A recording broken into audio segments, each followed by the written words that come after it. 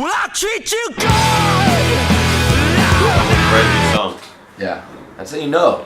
That's how you Like know. what Cindy Williams says, that's how you know if it's real. It's just, just connects. How long have you guys known each other? For about 15 years. Yeah.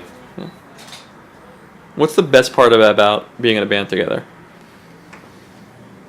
The best part about being in the band together, I would say, I mean, that's hard to pick one thing and make it the best. I mean, there's many things. I would say it starts with being able to play music together, and I think being able to create that sound and that energy and that moment together like no one else can, I think for me is the best part.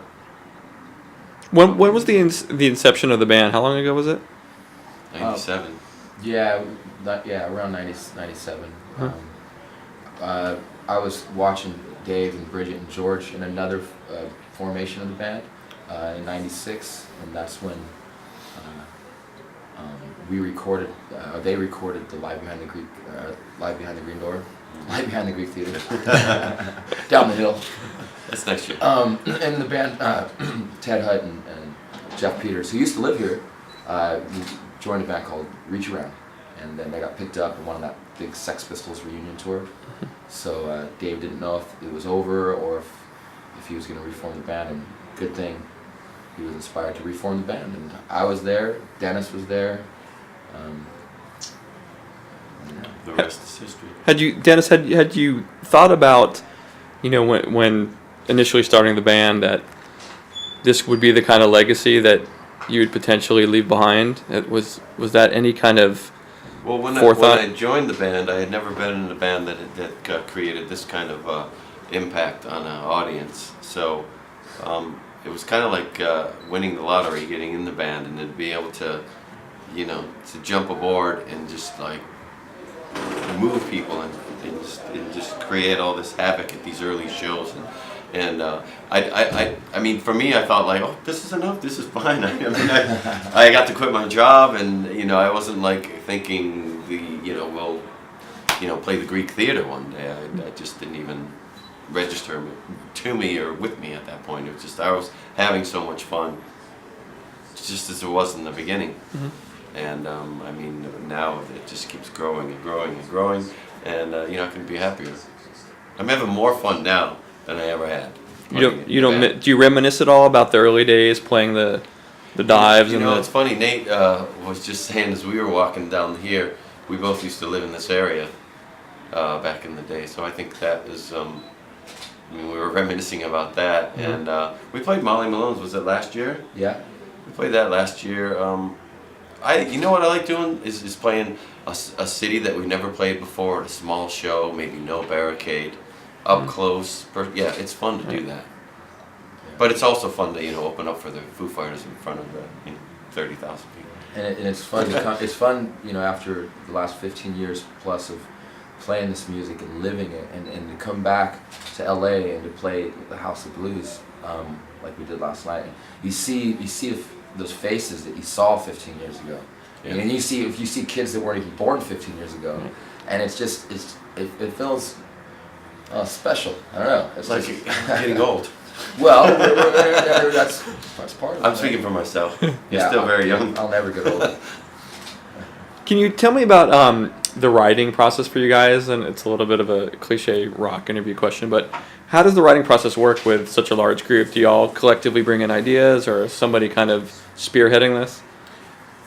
We do. We all collectively write and bring in ideas, and there's no one way that Flogging Molly writes a song. But I generally would say that Dave King, our singer, is the kind of the visionary of Flogging Molly. This is we all live it, and I know he thinks of all of us as he's writing. Yet if it wasn't for him and his musical direction and his lyric and initial inspiration, there wouldn't be Flogging Molly. Me and Dennis can write a song together, and we have, and Flogging Molly's recorded it. We've played it around the world, and that does happen. But it's Dave. I look to Dave every night when we're playing. I watch him. Like I see the audience watch him. I watch him too. Mm-hmm. And I watch all my friends in the band, but he's the reason why we all came together, and then and then all of us kind of helped keep each other together. Right. A little bit of a light question here. When you guys are touring around the world, is there a specific restaurant or spot that you guys are like when you're on the plane or something like, man, I can't wait to go back to Japan because we can go eat there or Noodles and ramen. We don't know the name of the place. We just have pictures of it. We Right across from Shibuya City Hotel. where in In Shibuya, Okay, in Tokyo. There's the Shibuya City Hotel, and then right across the little street there is this noodle place. And I remember we were playing Punk Rock Spring, this festival with like the Buzzcocks and Rancid, and me and Matt Hensley took a cab. It was probably the equivalent back and forth of $50 to get there, which is ridiculous. And our promoter Yoshi was like, that place isn't special. You're passing like 50 or 100 places that are better than that. And we're like, so, for us it is special. Right. Or how about was it Edu Forney? Edu Forney in Berlin. One of the best restaurants in my. Who's got the best Guinness in the world? I'd say Ireland. Corrigan's without a doubt. Mm-hmm. Tom Corrigan's. I probably shouldn't say that. Piss Dave off. Tom Corrigan's. I'm sorry. Yeah. You pour the best pint, Tommy. And what makes the quintessential pint of Guinness? Because so many people have said it's the temperature that it's served at. It's the tap. What do you think it is about a special pint? I wish I knew, because I would tell like half the bars I've been to that this is what you got to do to have a good. Because you go there, I think they do it on purpose. When you go to the Guinness Brewery, and you have that pint on the top. It is so good. Yeah. And then people are hooked and they go to get it. I've heard all these things. It's the pour, it's how you hold the glass, it's the temperature, it's the lines, it's to me it's like a lot of work just to do it. but it's not a simple beer to just pour out of a tap and do that. There's a lot to it. So I think that's and I think because it's brewed there, it's maybe a little more fresh. I don't know. But there's places here that get it right. The largest brewer of Guinness is in Africa. Yeah. A lot of people don't know that. And they have like, I'm not a historian on the thing. I mean, I'm drinking a bottle of it. And I actually do not prefer to drink a bottle of it, but I drink what I drink, and PBR is fine too. Yeah. All right, so tell me about this evening. I imagine this is going to be a little bit of a different type of set than what you typically play, right? You're going to break it down a little bit more in terms of instrumentation. Is that going to happen, or not a full plug-in? It's acoustic, right? And without, I mean, I usually, how I always look at music, it's singer, drummer, bass player, band, and I always lock in with George. And George isn't playing a kit tonight. He's just going to be playing some hand.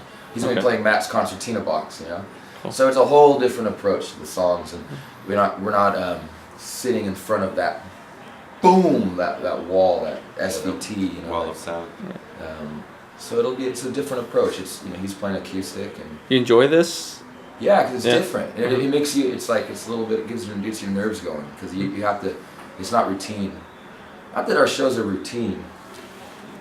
No, it's a whole different approach. I mean, I play the guitar, and I play electric guitar. So now for me to strap on a 12-string, it's I can't just play exactly what I played on the electric. I just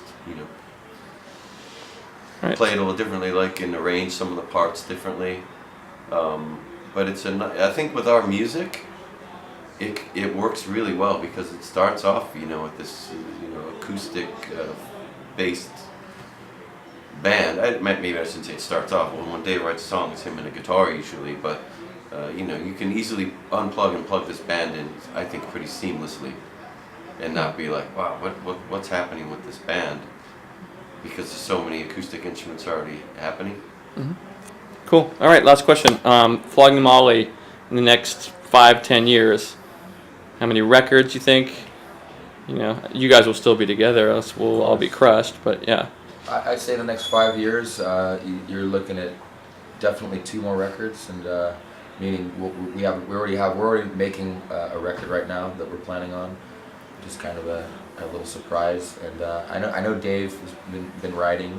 I'm writing. So yeah, I just look forward to never ending. It's for me. It's pretty simple. You write music, you record music, you play music.